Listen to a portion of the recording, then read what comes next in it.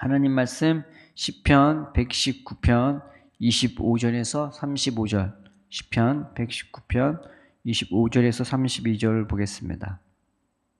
내 영혼이 진토에 붙었사오니 주의 말씀대로 나를 살아나게 하소서. 내가 나의 행위를 아뢰매 주께서 내게 응답하셨사오니 주의 율례들을 내게 가르치소서. 나에게 주의 법도들의 길을 깨닫게 하여 주소서. 그리하시면 내가 주의 기이한 일들을 작은 소리로 읊조리이다. 나의 영혼이 눌림으로 말미암아 녹사오니 주의 말씀대로 나를 세우소서. 거짓행위를 내게서 떠나게 하시고 주의 법을 내게 은혜로이 베푸소서. 내가 성실한 길을 택하고 주의 규례들을 내 앞에 두었나이다. 내가 주의 증거들에 매달렸사오니 여호와여 내가 수치를 당하지 말게 하소서. 주께서 내 마음을 넓히시면 내가 주의 계명들의 길로 달려가리이다. 아멘. 이 말씀 시편 119편 25절에 보면은 내 영혼이 진토에 붙었사오니 주의 말씀대로 나를 살아나게 하소서. 이 진토라는 말이 진흙을 얘기한다기보다는 흙, 먼지를 얘기합니다. 그래서 성경의 맨 처음에 보면은 창세기 2장에 보면 하나님이 사람을 땅 위에 흙으로 지었다고 그랬죠. 그 땅이 보통 흙을 얘기하고요. 그 위에 있는 먼지, 그 먼지로 지었죠. 그래서 하나님이 너를 아담과 하와가 선악과를 따먹었을 때 너희는 흙이니 흙으로 돌아가는 말이 너희는 먼지니 먼지로 돌아가라 라고 말씀하신 것입니다.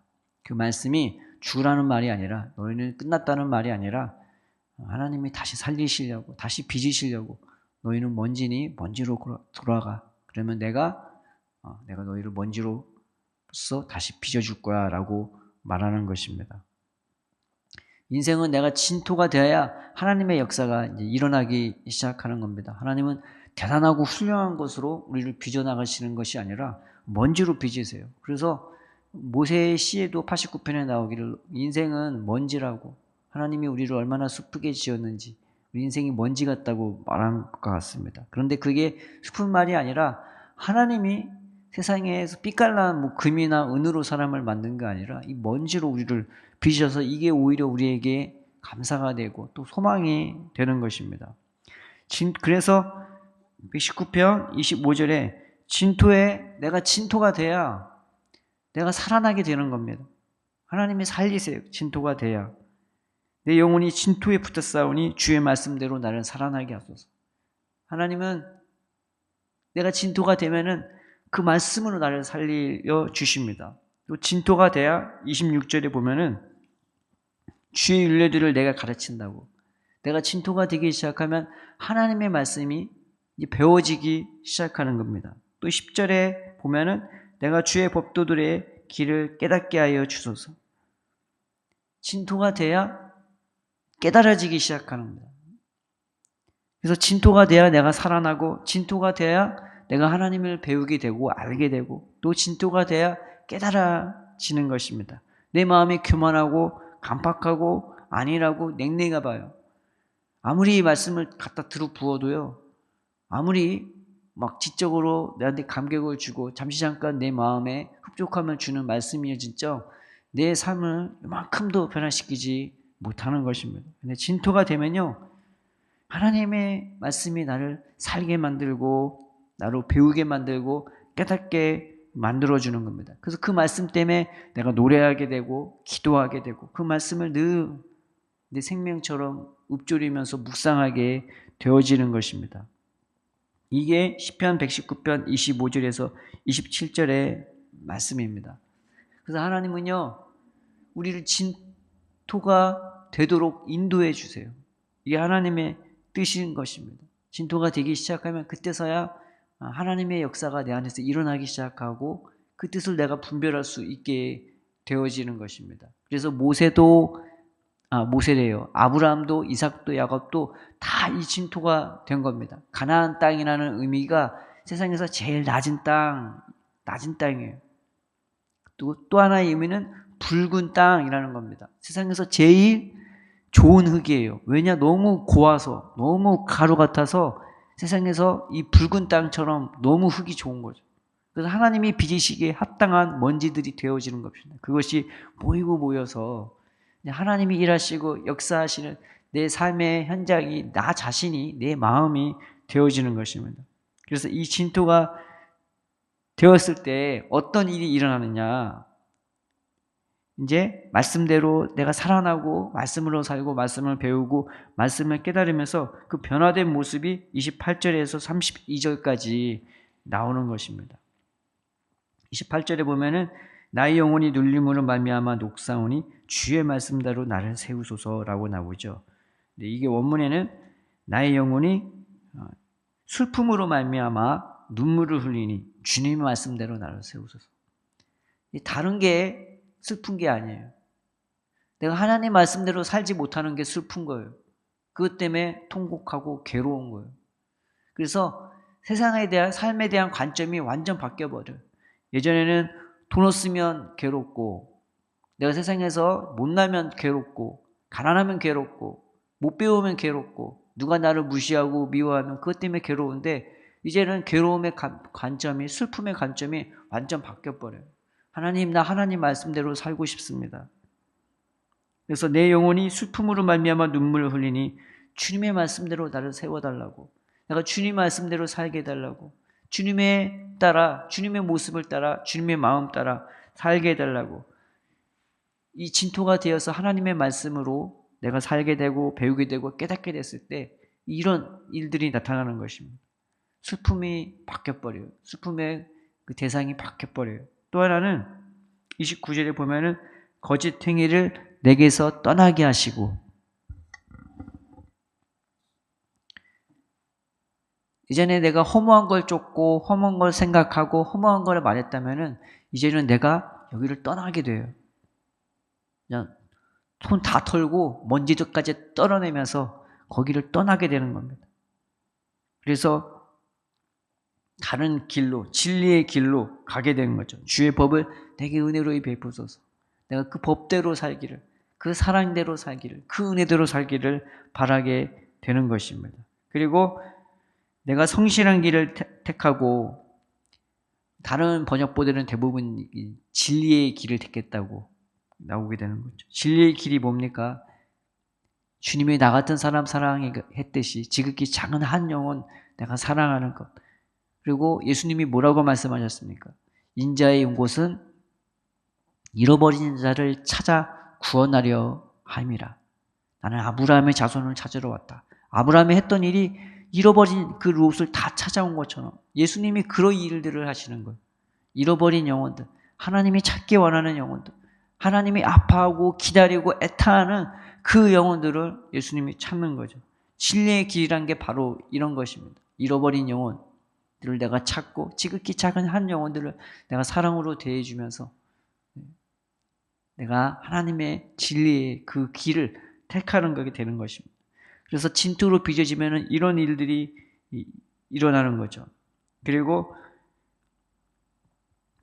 내가 주의 증거들에 매달렸사오니 여호와여 내가 수치를 당하지 말게 하소서. 아까도 얘기했는데 수치의 부끄러움의 대상이 바뀌는 거죠. 아까 말씀했듯이 뭐 돈 없어서 부끄러운 게 아니고, 내가 못 배워서 부끄러운 게 아니고, 그냥 하나님 말씀대로 살지 못하고, 내가 하나님 마음 따라 살지 못하고, 그리고 교회 앞에, 그리고 천국의 백성 앞에서 부끄러운 게, 그게 부끄러운 거죠.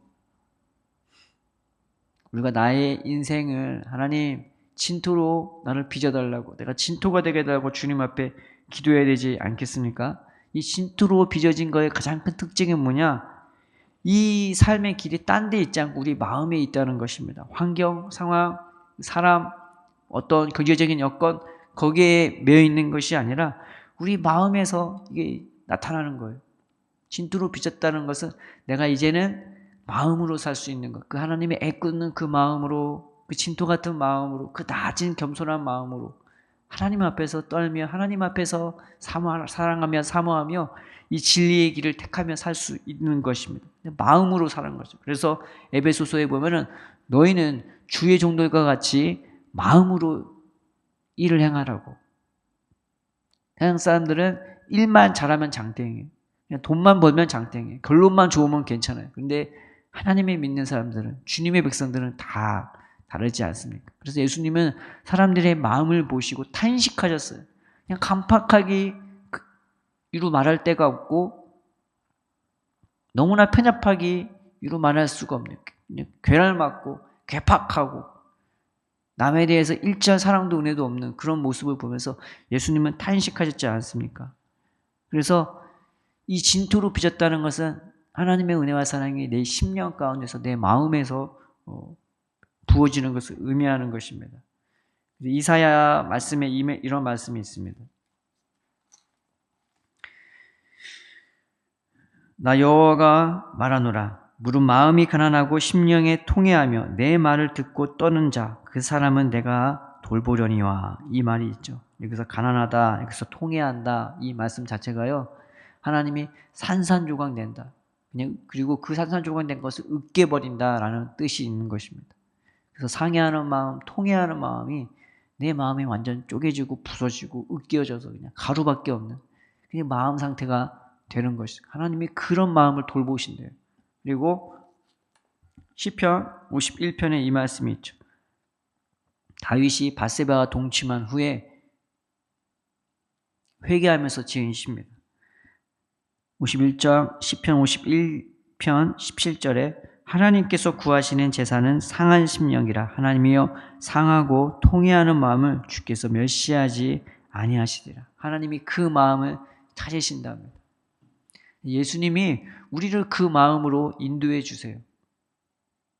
그래서 삶 속에 이런저런 어려움도 있을 뿐더러 예배를 통해서, 기도를 통해서 우리의 마음을 낮추시고 우리의 마음을 진토같이 만들어 주신 겁니다.